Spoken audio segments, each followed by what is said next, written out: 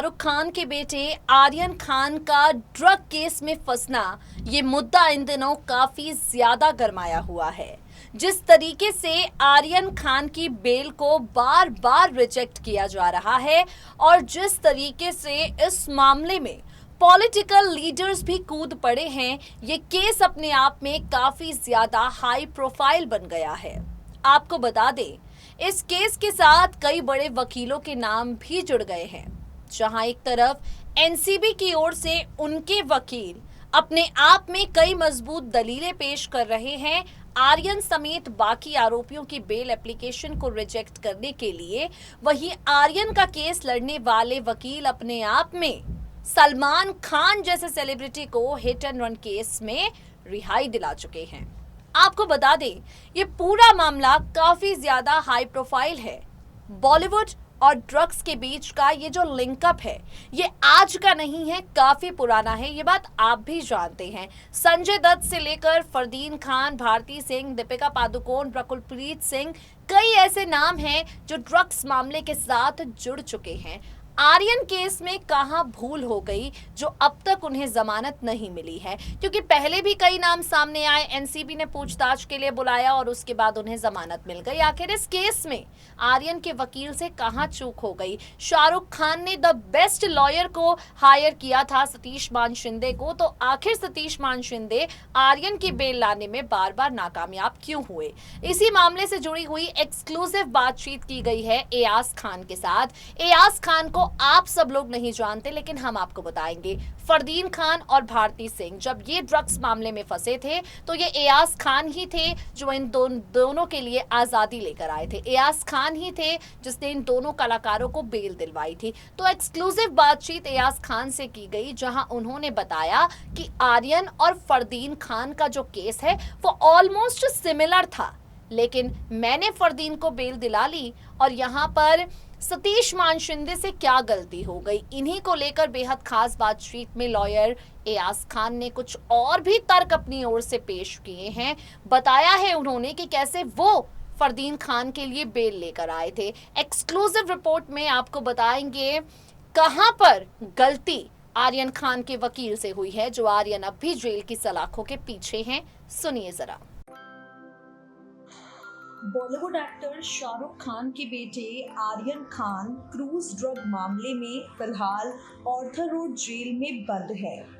आर्यन की जमानत पर 20 अक्टूबर को फैसला आना है।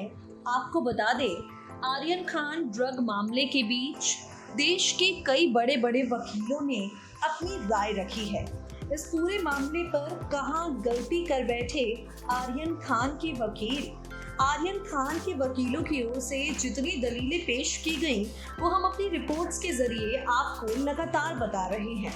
अब इस मामले में फरदीन खान और भारती सिंह का केस लड़ने वाले लॉयर एयाज खान ने बड़ा बयान दिया है। आपको बता दें, फरदीन खान और भारती सिंह इन दोनों से जुड़ा ड्रग्स का ही मामला है और ये मामला हैंडल कर रहे हैं एडवोकेट एयाज खान। एयाज ने आर्यन मामले पर अपनी प्रतिक्रिया दी है।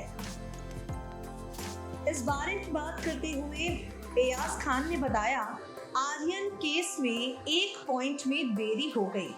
फरदीन और भारती वाले केस से आर्यन के ड्रग्स केस की तुलना करते हुए लॉयर ने बताया कि कैसे उन्होंने इस केस को हैंडल किया और किंग खान के वकील कहां गलती कर बैठे। इस बारे में बातचीत करते हुए एयाज खान ने कहा, जब मुझे पहली बार फरदीन खान के मामले के बारे में बताया गया, तो मैंने सबसे पहले पूरे मामले के तथ्यों को देखा।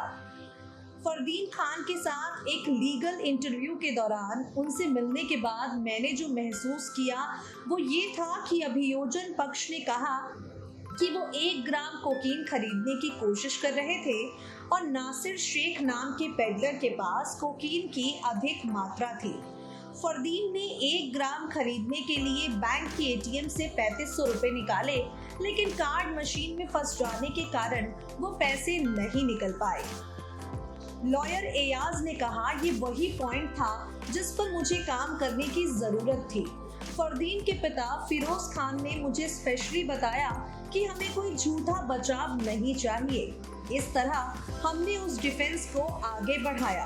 हालांकि मामले में मध्यवर्ती मात्रा थी, लेकिन फरदीन की भूमिका उपयोग के प्रयास के थी, वो भी सिर्फ 1 ग्राम, और ये एक जमानती अपराध था।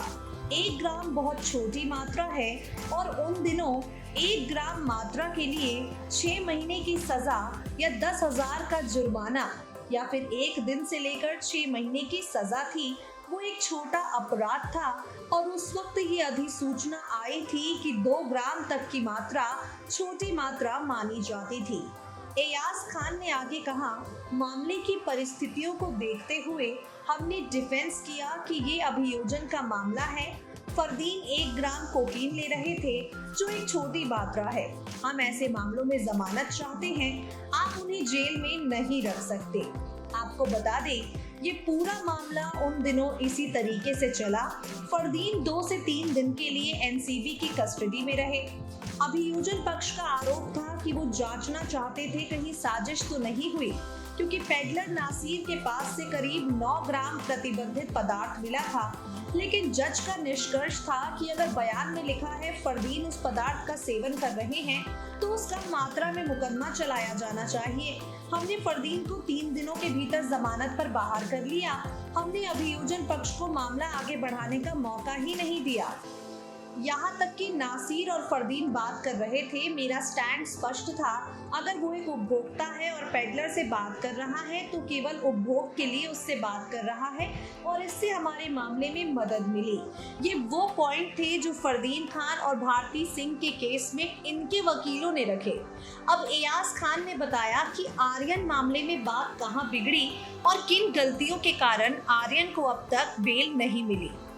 वकील ने कहा, आर्यन के केस में समस्या ये है कि एनसीबी ने शुरू में आर्यन के खिलाफ उपभोग के लिए मामला दर्ज किया। उन्होंने आर्यन पर धारा 27, 28 और 29 लगाई।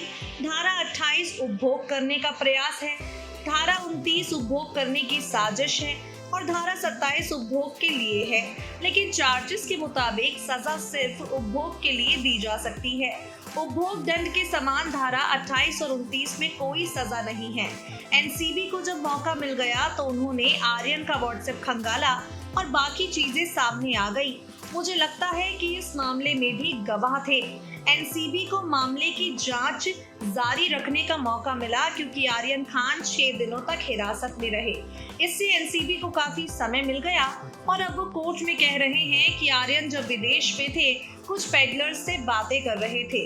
ये इस बात पर भी निर्भर करता है कि आर्यन ने उन्हें क्या बयान दिया या एनसीबी ने आर्यन से कौन सा बयान निकलवाया। वो बयान अदालत में स्वीकार्य नहीं है, लेकिन एनसीबी को जांच का अधिकार मिलता है। एयाज खान ने आर्यन और फरदीन दोनों के केस को आपस में कंपेयर करते हुए कहा, दोनों मामलों के बीच एक ही बात है जो पता चल सकती है कि हम जमानत के लिए बहुत तेजी से आगे बढ़े। फरदीन को पहले दिन जो कोर्ट में पेश किया गया, मैंने अपनी जमानत अर्जी दाखिल की, जो आर्यन के मामले में नहीं हुई। हमने जमानत के लिए अर्जी दी और मामला अगले दिन सुनवाई के लिए आया। एनसीबी ने जवाब दाखिल किया, हमने तर्क दिया और हम बाहर हो गए। यहाँ पर कुल मिलाकर कहा जाए तो बॉलीवुड एक्टर शाहरुख खान ने अपने बेटे आर्यन के लिए बेस्ट लॉयर को हायर तो कर लिया, लेकिन 15 ही दिन बाद बेस्ट लॉयर की जिस तरीके से वकालत आगे बढ़ी, उस पर लोगों ने अपनी प्रतिक्रियाएं दी हो या ना दी हो, लेकिन फरदीन खान और भारती सिंह के लॉयर ने अपनी राय इस पूरे मामले में सामने रख दी है और कह दिया है कि इस मामले में चूक तो आर्यन के वकील से हुई ही है। तो सुना आपने, गलती कहां पर होती हुई फिलहाल अब तक मालूम पड़ रही है। लॉयर का कहना है कि कुछ तथ्य थे, उनके आधार पर ही केस लड़ना चाहिए था। जब आर्यन इस केस में फंसे तभी उनके लिए बेल को दाखिल कर देना चाहिए था। एनसीबी को जांच के लिए जरूरत से ज्यादा वक्त दे दिया। खैर, एक गलती तो किंग खान के वकील से हो गई है, लेकिन उसे सुधारने की कोशिश शाहरुख अब लगातार कर रहे हैं। इसीलिए उन्होंने आर्यन के वकील को भी बदल दिया है। स्पेशल प्रोग्राम में आज के लिए इतना ही। अब जो काम सतीश मानशिंदे नहीं कर पाए, उसे आर्यन के नए वकील 20 अक्टूबर को कर पाते हैं या नहीं, जवाब मिल जाएगा। आज के लिए इतना ही। बाकी अपडेट्स के लिए नेक्स्ट 9 न्यूज़ के साथ जुड़े रहें।